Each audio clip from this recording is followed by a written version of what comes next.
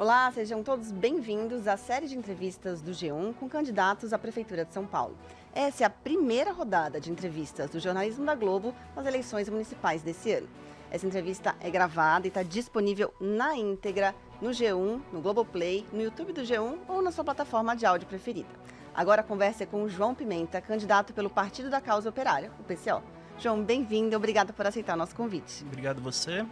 Vamos fazer uma boa entrevista. João, começa com um breve resumo da sua biografia. João Pimenta iniciou sua militância política e estudantil nas jornadas de junho, em 2013, quando protestos contra o aumento da passagem de ônibus tomaram repercussão nacional. É filiado ao PCO desde 2015 e é coordenador da Aliança da Juventude Revolucionária. João é filho de Rui Costa Pimenta, dirigente histórico do PCO e um dos fundadores do PT. Agora, aos 27 anos, João disputa a Prefeitura de São Paulo. Da redação do G1, eu sou Paula Paiva Paulo e o assunto é João Pimenta. A nossa conversa terá meia hora de duração e começa a partir de agora. Candidato, eu li numa entrevista sua que o senhor disse que não vai resolver nada e quem diz que vai resolver é picareta. O que o senhor quer dizer com isso? O senhor não acha que pode afastar o seu eleitorado ao dizer isso? Olha, a questão de afastar ou de atrair o eleitorado, eu acho que isso é uma coisa que a política brasileira tende muito errado. Nós não devemos medir o que a gente vai falar de acordo com o que as pessoas vão pensar. A gente tem que falar a verdade, falar aquilo que tem que ser dito. E eu acho que o candidato que vier aqui e falar eu vou resolver isso, isso e aquilo, ele é picareta. Porque nós já tivemos prefeito de todos os partidos, de tudo quanto é tipo, de esquerda, de direita, jovem, velho, e ninguém resolveu nada. A cidade parece a faixa de Gaza, toda destruída, o asfalto numa situação lamentável, a saúde, eu tive que ir no hospital outro dia, no Saboia, peguei 5 horas de fila e não consegui ser atendido, uma coisa calamitosa. Por que eu falei isso daí? Eu falei porque, olha, o que a gente tem que falar é que o nosso trabalho aqui é fazer o povo governar. Porque toda vez que a gente faz, que você elege alguém, quem governa são burocratas anônimos e os interesses econômicos da cidade, os grandes capitalistas, os empresários. Nós temos que fazer com que o trabalhador governe, com que as pessoas que usam o serviço público sejam elas que tomem as decisões sobre o serviço público. Agora o senhor falou dessa experiência que você teve no Saboia, que infelizmente muitos paulistanos também passam por essa situação de espera e superlotação em equipamentos de saúde. Qual a sua proposta para reduzir a espera no atendimento? Primeiro de tudo, a situação em São Paulo não vai ser resolvida com uma proposta minha. Por quê? Porque o orçamento municipal é muito reduzido. E ele é reduzido porque nós pagamos muito imposto e o imposto vai para a União e a União, coitada, não gasta em nada que deveria ser gasto: saúde, educação, segurança, assistência social. O dinheiro vai todo para pagar a dívida pública. São trilhões gastos pagando banco, pagando gente muito rica e dívida que já deveria ter sido quitada. Então, por exemplo, o Estado de São Paulo manda 500 bilhões para o governo federal. Volta 40. Assim não dá. Como é que você vai? Não tem dinheiro. Nós temos que discutir e o PCO coloca o problema, nós temos que dar o calote na dívida pública. Não dá. O Brasil inteiro trabalhar, pagar um imposto altíssimo e o dinheiro ir para milionários estrangeiros. Não tem condição. Agora, candidato, o senhor falou do orçamento, né, que é pequeno. O orçamento da cidade é de 111 bilhões, é um dos maiores do país. O senhor ainda acha que é pequeno? Olha, o orçamento da cidade de São Paulo é pequeno. O orçamento das outras cidades é inexistente, sendo bem franco. Se você trabalha, por exemplo, como gari, se você trabalha como um hospital municipal, pergunta para ele se o salário dele é bom. Ele vai dizer que não. Um professor não vai dizer que ganha bem. E você vai ver a qualidade do serviço público? Não é boa. Então, assim, e também o dinheiro tem coisas que são muito mal empregadas. É chato falar, mas, por exemplo, todos os candidatos estão falando do passe livre. Não, nós vamos fazer a tarifa zero e tal. Ninguém discute o elefante na sala, que é o fato de que nós, além de pagar uma passagem altíssima, nós damos 5 bilhões de reais para empresários privados lucrarem com o sistema de transporte. Isso aí teria que ser estatizado e colocado sob controle do povo. Então, assim, nós temos que discutir de arranjar mais dinheiro, porque é absurdo trabalhar com esse orçamento. Então, em uma gestão sua, o senhor iria rever os contratos com as empresas de ônibus. E a minha pergunta também é se o senhor manteria a tarifa zero aos domingos ou estenderia? Nós acreditamos primeiro no cancelamento dos contratos e na reestatização de todo o transporte, porque ninguém deveria lucrar com serviços essenciais. Isso é uma questão, e nós acreditamos que o transporte deveria ser gratuito. É absurdo que a gente pague Imposto IPVA, IPTU, paga imposto de renda, paga ICMS, paga tudo quanto é tipo de imposto e você não tem transporte gratuito. Uma coisa que deveria ter. O direito de ir e vir também não é o direito de ir e vir a pé. O Estado deveria prover o direito da pessoa ir e vir de verdade. Então, transporte gratuito todos os dias da semana, depois de reestatizar. Sim. E falando em mobilidade também, que é um tema muito caro ao paulistano, né? Hoje as pessoas ficam cerca de 2 horas no transporte público. Quais seriam suas propostas para melhorar a mobilidade na cidade? Olha, primeiro nós temos que resolver o problema do transporte público, seja o que é competência da prefeitura aqui são os ônibus, mas a prefeitura teria que negociar com o governo irresponsável do senhor Tarcísio de Freitas e as sucessivas administrações do PSDB para ver a questão dos metrôs. Porque tem muito carro, todo mundo perde muito tempo, mas um dos motivos que tem muito carro é o fato de que muita gente não quer pegar o transporte público porque é muito difícil, muito complicado. Então, no fim, a gente volta para o primeiro tema. É uma situação causada aqui porque a cidade está abandonada. O senhor pensaria, por exemplo, em aumentar o corredor de ônibus? Eu acho que a gente pode discutir medidas assim, mas isso também não vai resolver. Nós temos corredor de ônibus em vários lugares. Tem trânsito lá também. É complicado. Você precisaria fazer com que as pessoas deixassem os carros em casa e optassem por usar o transporte público porque ele é bom. Você não pode, também não sou a favor de forçar o cidadão a fazer isso daí. Tem que ser uma coisa de livre e espontânea vontade. Perfeito. E em relação às faixas azuis para motos, porque também nos últimos meses, né, a gente toda hora está vendo no noticiário acidentes graves, com mortes, com motos. A faixa azul você pretende ampliar? Olha, eu acho que, vou falar bem a verdade para você, eu acho que esse infelizmente, é um tema menor comparado com as coisas que a gente tem que discutir, né? Tanto na cidade quanto no Brasil. Porque tudo isso daí é resultado do trânsito frenético que tem aqui, que é resultado da falta de dinheiro, da privatização do transporte público e da situação que a cidade vive. Porque você tem gente que é obrigado a morar muito longe do trabalho por conta da especulação imobiliária. Muita gente chega numa situação em que o cara trabalha na Zona Leste, mas ele mora em Parelheiros. E ele demora 3 horas para chegar no trabalho. Eu conheço gente assim e é uma coisa totalmente abusiva. E a pessoa não tem como morar perto do trabalho porque ela não ganha o suficiente. Nós temos, em São Paulo, mas no Brasil, nós temos uma figura absurda que é a pessoa que tem um emprego, mas passa necessidade.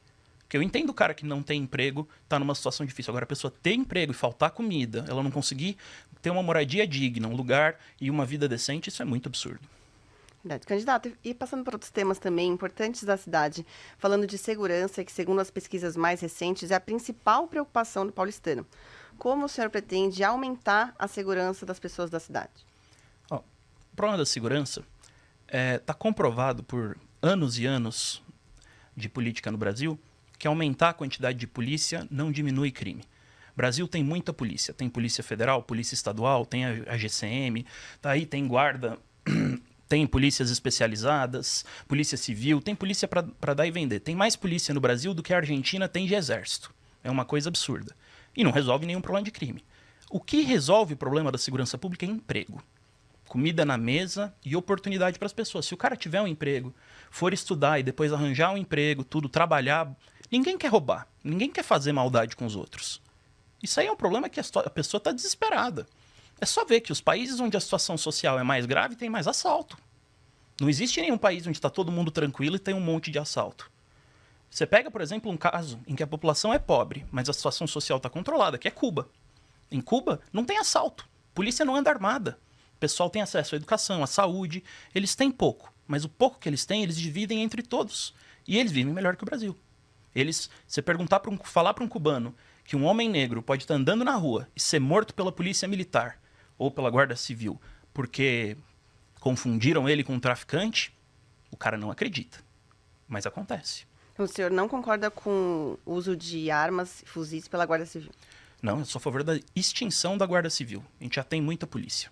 Não precisa de mais uma. E a Guarda Civil tem um histórico de violação aí dos direitos básicos da população que não é brincadeira. Roubar cobertor de mendigo, roubar identidade, dar banho de água fria no pessoal, é tudo coisa totalmente absurda.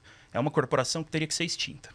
E aí, falando ainda do tema da segurança, tem um crime que os especialistas falam que é muito difícil de combater, que são os crimes que acontecem dentro de casa. Os últimos dados que nós tivemos mostram que todas as violências contra a mulher aumentaram. São Paulo, no ano passado, a cidade teve mais de 3 mil estupros e grande parte desses crimes são contra vulneráveis. Acontecem dentro das residências. Como combater esse tipo de violência?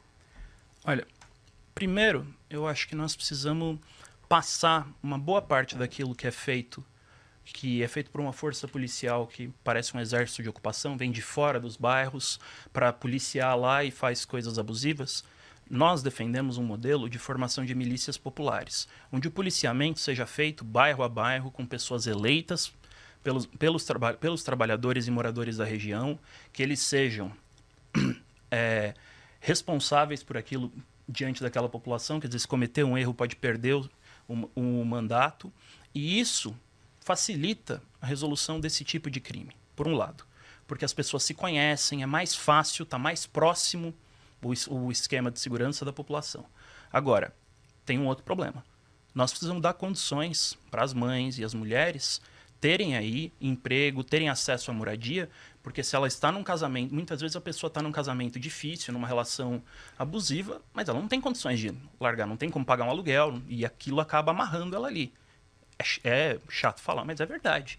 E isso daí nós temos que resolver. No fim, você vê que são reflexos aí da situação social que é muito precária na cidade. E eu acho que tanto a esquerda quanto a direita, eu vi o Guilherme Boulos falando que vai dobrar a quantidade de policiais. Violência não é a resposta. Você não vai conseguir. E é uma coisa, na minha opinião, uma capitulação ao bolsonarismo. O pessoal está todo mundo ficando bolsonarista nessa questão da segurança. Candidato, e ainda, para entender melhor essa sua proposta das milícias populares, como é que elas funcionariam? É por bairro? Elas teriam arma? E como essas milícias populares ajudariam a combater esse crime dentro das casas? Olha, você faz uma assembleia num bairro, por exemplo. Se tiver condições de fazer até mais reduzido, melhor. Você faz uma assembleia, escolhe as pessoas que serão encarregadas do policiamento.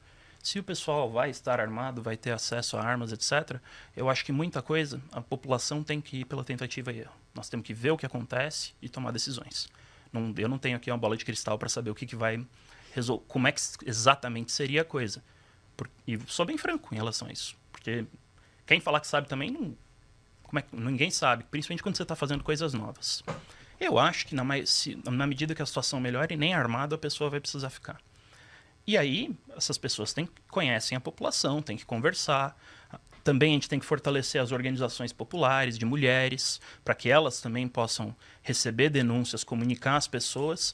E a coisa ser feita, isso é importante, que o bairro, a comunidade, tenha o controle do que está acontecendo. Porque o que acontece hoje é que você chama a polícia militar e ela atua como um exército de ocupação. Ela chuta a porta, faz realiza violência contra os moradores. E fala assim, não, é contra os culpados. Não, eles não têm distinção. Acontece com todo mundo. E isso daí também dificulta a denúncia. Porque a pessoa fala, eu vou fazer essa denúncia aqui, vou virar minha vida de ponta cabeça. Quando a coisa não precisaria ser assim. Poderia ser feito de uma forma mais normal. Só que a pessoa precisa entender a realidade local e trabalhar com isso. E o senhor tem algum modelo de referência desse? Olha, a política de conselhos populares, isso foi muito bem aplicado em Cuba. A Venezuela tem um sistema parecido, mas a situação venezuelana é muito difícil. Podemos até entrar nesse tópico depois. Mas em Cuba, boa parte dos crimes, inclusive, que são poucos, são julgados por um tribunal de pessoas eleitas na própria comunidade. Quanto mais poder você devolver para as pessoas, quanto menos o Estado tiver que decidir, e veja que eu sou um comunista, mas eu acho que tudo tem que ser propriedade do Estado, mas administrado pelas pessoas. Essa é a opinião do nosso partido. Quanto mais próximo você tiver, menos problema você vai ter. Porque o trabalhador sabe cuidar de si mesmo. Perfeito. Candidato, e falando agora de cultura, como o senhor pretende promover a cultura na cidade? Vai manter a virada cultural? Nós somos a favor de manter a virada cultural, de financiar a cultura, mas aí eu sou obrigado a voltar aqui ao problema do dinheiro. Porque nós temos que...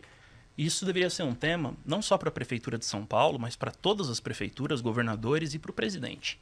E se, porventura, tivesse uma prefeitura do PCO, nós chamaríamos todos os movimentos sociais para compor isso daí e nós iríamos colocar o problema para o presidente. Falou, presidente, não tem condição da gente dar R$1 trilhão para os bancos especuladores enquanto a população está passando necessidade.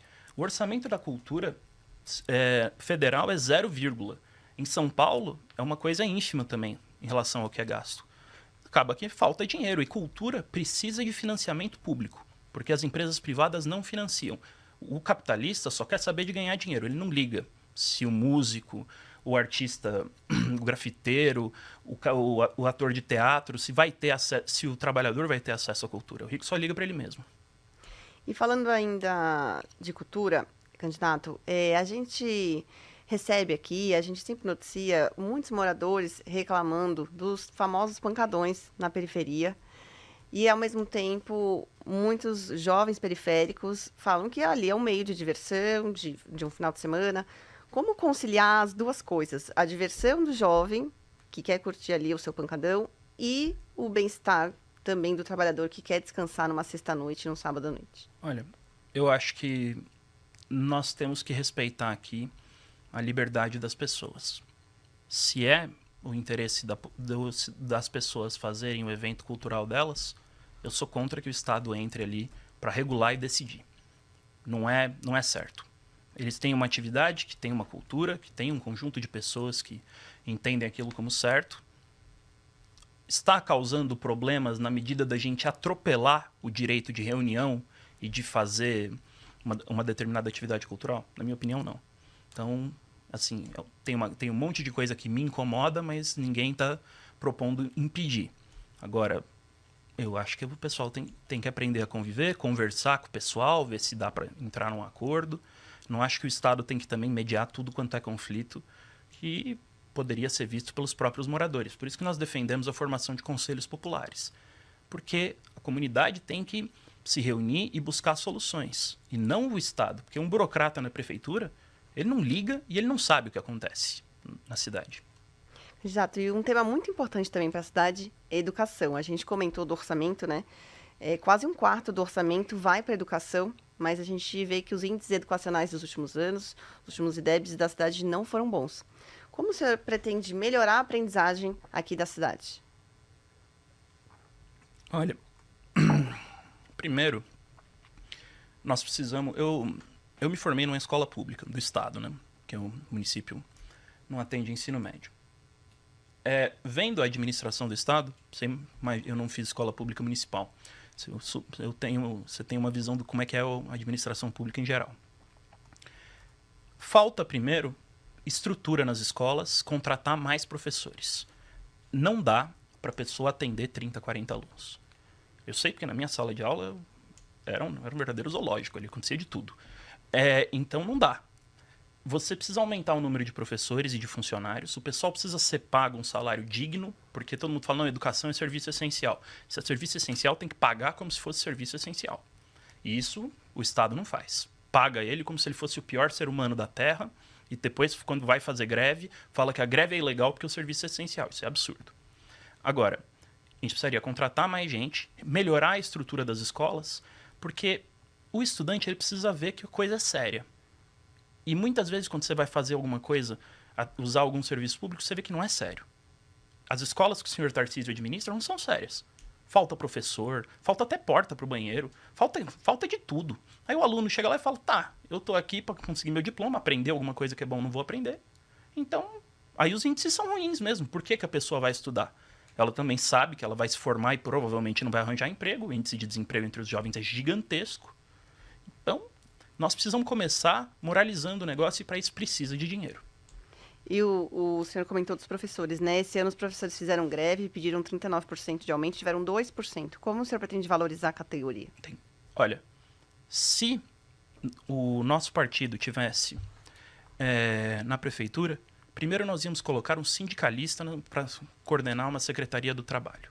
Uma pessoa que trabalha, que entende os trabalhadores. Segundo, o pessoal pediu os 39%, salvo algum desastre, nós íamos dar os 39%. O pessoal precisa. As perdas salariais dos trabalhadores, muita gente não vê isso daí.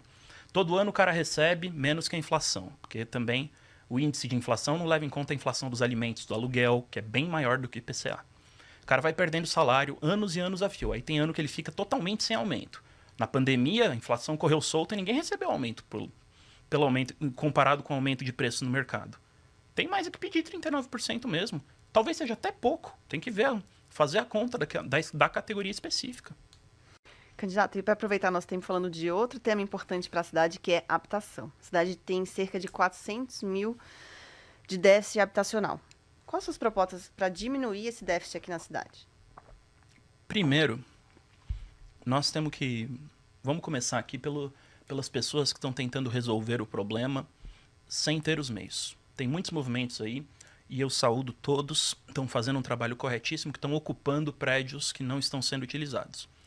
Uma prefeitura do nosso partido, primeiro, daria às ocupações que existem e as que forem ser criadas toda e qualquer documentação que eles precisem para legalizar o negócio. Não vamos pedir reintegração de posse, somos totalmente contra.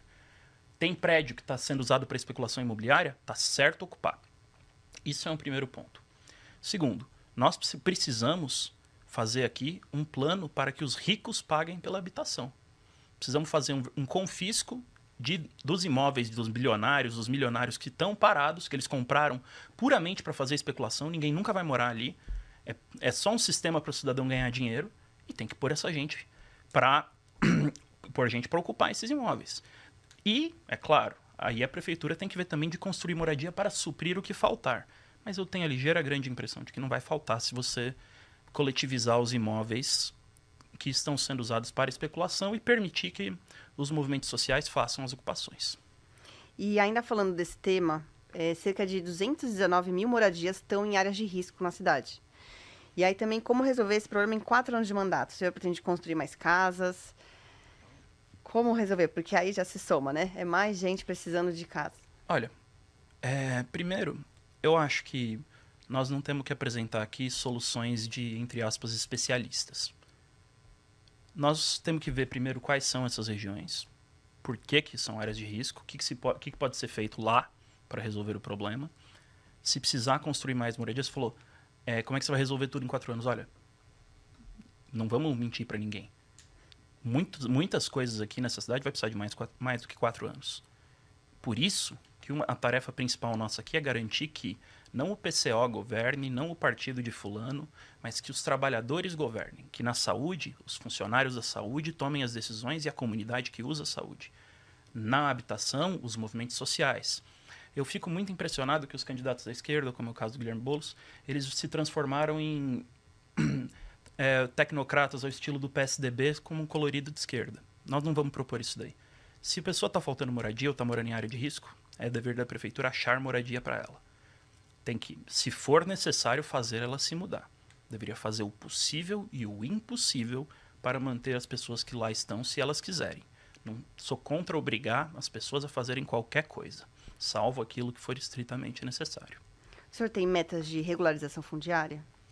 Olha, não tenho metas, e até porque, vou falar, um partido como o nosso precisaria organizar uma conferência com diversos setores de especialistas e dos movimentos populares, de trabalhadores, dos sindicatos, movimento de moradia, movimento estudantil, e precisaria ser discutido coletivamente quais são as metas e o que nós queremos.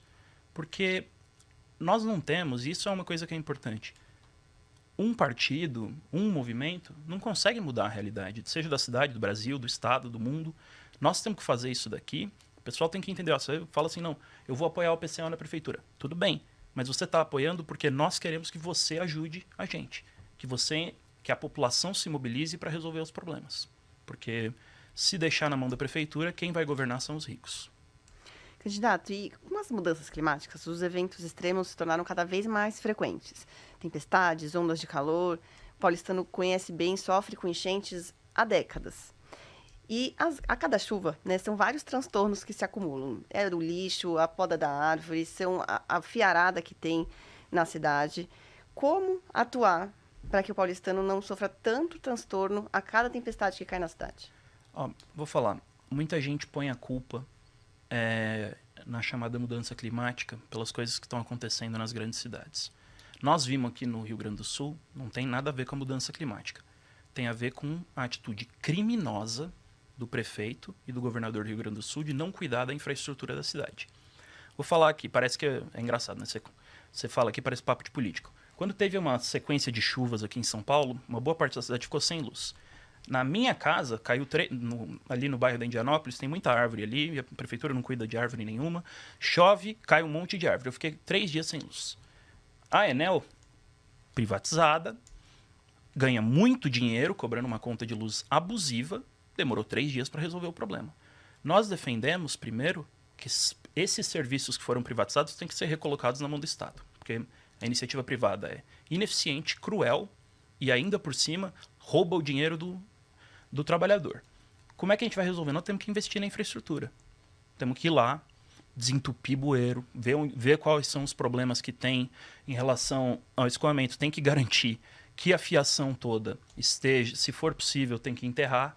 Se você tem árvores, elas precisam ser bem cuidadas, podadas, para garantir que não aconteça nenhuma desgraça. E aí a cidade tem que estar pronta para eventuais eventos. Também assim, vamos falar o que é verdade. Em São Paulo, não é que começou a chover ontem. É a terra da garoa, sempre choveu. Não é uma coisa nova. O fato é que a cidade está abandonada. E aí, eu acho muito ruim colocar isso daí na conta da chamada mudança climática, que é a omissão criminosa de prefeitos e governadores que, historicamente, sempre foram a favor das empresas e não dos trabalhadores. Candidato, e o senhor citou essa crise que aconteceu, esse episódio no final do ano passado, com essa chuva, que a cidade ficou dias com milhares de pessoas sem luz. Em uma crise como essa, como o senhor agiria? Lembrando que a Enel, o contrato da Enel é com a ANEEL, que é do governo federal. Olha, eu acho que tem coisas que você não conseguiria resolver sozinho. Eu acho que primeiro a prefeitura deveria ir atrás do governo do estado, pressionar lá, deveria ir atrás do governo federal. O presidente Lula é uma pessoa razoável, vamos conversar com ele e falar, não tem a menor condição, fazer uma mobilização para pressionar os agentes públicos a cancelar a concessão, e se for o caso, a prefeitura vai ter que assumir as funções da Enel, porque a omissão é criminosa, simplesmente. E isso daí vai ter que... A fórmula jurídica, vou ser bem franco com você, a fórmula jurídica a gente encontra. Quando quiseram derrubar a Dilma, encontraram a fórmula jurídica absurda. Se para fazer o mal, o cidadão aparece com uma lei que não existia e usa isso daí, para fazer o bem, há de acontecer a mesma coisa. Você tem que ir lá, resolver o problema e depois os advogados vão resolver como é que isso daí vai funcionar. Eu não sou advogado, então a tarefa fica para eles. Então, você acha que poderia ter tido mais força de vontade da prefeitura em resolver esse problema na época? Eu acho que a prefeitura, honestamente, devia ter pedido para o Ministério Público levar o administrador Enel preso. O cidadão criminoso, deixar a situação chegar nesse ponto. Não é que eu acho que a atitude dele não foi boa. A atitude dele foi o mínimo que ele podia fazer para não acharem que ele foi totalmente omisso. Foi pura demagogia. Candidato, e o senhor citou, né, o Boulos, que o senhor chamou de tecnocrata. Nas últimas eleições, o PCO tem lançado candidatos próprios. Por que essa decisão de não apoiar o PSOL, por exemplo, tentar talvez unir forças? Olha, o problema aqui é o seguinte. Nós sempre falamos que pior do que o inimigo são os falsos amigos. Nós vimos, por exemplo, a vice do Boulos, a Marta Suplicy, fez um mandato terrível na prefeitura e depois virou senadora com o voto e o apoio dos trabalhadores e da militância do PT. Depois traiu todo mundo e votou o golpe de Estado contra a presidenta Dilma. Esse tipo de gente não vai colaborar. Na verdade, você vai apoiar eles vão se eleger e depois eles vão enfiar a faca nas suas costas. O PSOL, o ídolo deles é o Gabriel Boric, presidente do Chile. Eles foram lá na posse, ficaram super felizes. Gabriel Boric, já há 2, 3 anos de mandato, ele está fazendo uma reforma da Previdência que mantém a Previdência que mata os idosos. Ele está fazendo ajuste fiscal, perseguindo ambulantes, está atacando a soberania da Venezuela. O PSOL vai fazer a mesma coisa aqui. Nós não acreditamos aqui em fazer compromissos, ou seja, abandonar aquilo que é certo, as nossas posições políticas, para obter vantagens eleitorais. Então nós vamos à eleição para falar a verdade. Não vou falar que o Boulos é um bom candidato, porque não é verdade. E suponhamos que o Boulos esteja no segundo turno. Qual seria a posição do seu partido? Olha, nós temos como tradição a posição de que você não deve, de forma nenhuma, fazer o chamado voto útil. São Paulo tem uma história péssima com o voto útil, em que a esquerda é colocada sempre numa situação muito difícil no segundo turno. Foi o caso da eleição, se eu não me engano, foi Dória e o cidadão do MDB para o governo. Nós tivemos aqui o Mário Covas e o Pita, se eu não me engano, para prefeito. E aí você fica entre o ruim e o horrível. E o que acontece é que se você votar em um ou no outro, você está continuando essa situação. O PT, nós participamos da fundação do PT. Fomos expulsos porque a gente estava tentando mudar demais. Depois a gente se reconciliou, somos grandes amigos hoje em dia, mas você vê o seguinte, o PT surgiu porque eles falaram, nós não vamos ficar entre Arena e MDB. Nenhum dos dois representa o povo. Nós vamos ter a nossa própria política e criar uma alternativa. Então, num segundo turno, eu acho que os trabalhadores têm que votar, não porque o outro é pior, mas tem que votar naquilo que eles acreditam. Se ele não acredita no Boulos, se ele não acredita no Ricardo Nunes, vota nulo. É a minha opinião, porque o partido vai se reunir democraticamente para tomar essa decisão após o primeiro turno. Mas aqui eu falo em nome próprio. Eu acho que se você não acredita no candidato, você não deveria votar. Perfeito, candidata. Muito obrigada pela sua participação, por trazer aqui suas propostas e boa sorte. Opa, muito obrigado, viu? Termina aqui a minha conversa com o João Pimenta. Essa é a nossa contribuição para o debate de propostas dos candidatos, sempre com o objetivo de dar ao eleitor informação de qualidade. A íntegra da minha conversa com o João Pimenta está disponível em áudio e em vídeo no G1, no Globoplay ou na sua plataforma de áudio preferida. Agora, vamos aos créditos. A coordenação é de Mônica Mariotti. A produção é de Fernanda Calgaro e Camila da Silva. A finalização é de Thiago Kazuroski. Na coordenação de vídeo, Mariana Mencelli. Na direção de imagem, Giacomo Vócio. Na sonoplastia, André Sargueiro. Comigo, na equipe do assunto, estão também Amanda Polato, Carol Lorenzetti, Luiz Felipe Silva e Gabriel de Campos.